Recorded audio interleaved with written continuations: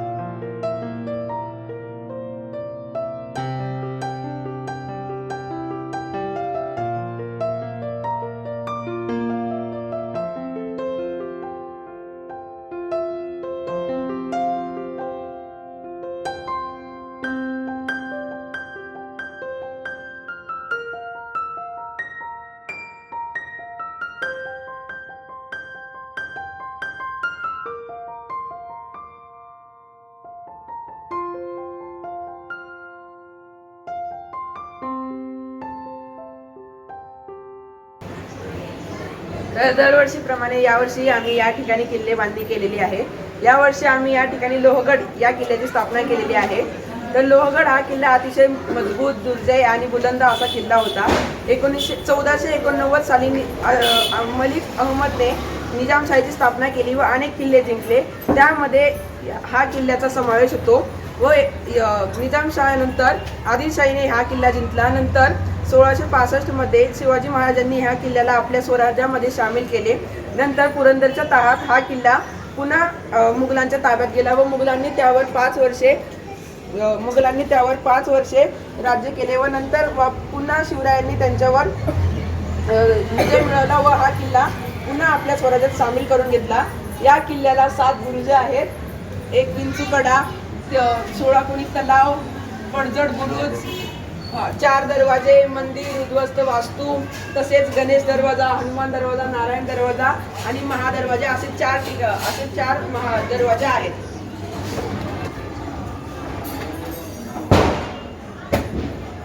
हा किल्ला पुणे जिल्ह्यातील लोणावळा या ठिकाणी आहे। तर प्रथम तुम्हाला लोहगडात जाण्यासाठी गणेश दरवाजा ओलांडावा लागेल। गणेश दरवाजा झाल्यानंतर तुम्हाला इथून पायऱ्या चढून महादरवाजा ओलांडावा लागेल।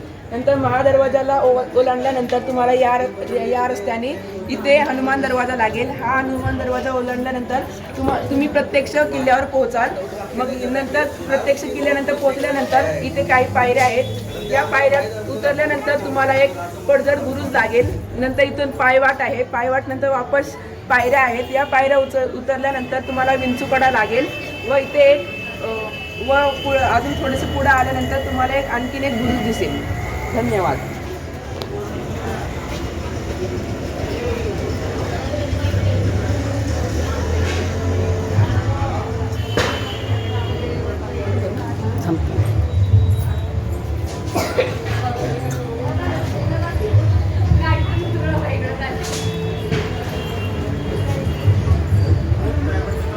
छत्रपती शिवाजी महाराज की जय, धर्मवीर संभाजी महाराज की जय, जय भवानी, जय शिवाजी, हर हर महादेव।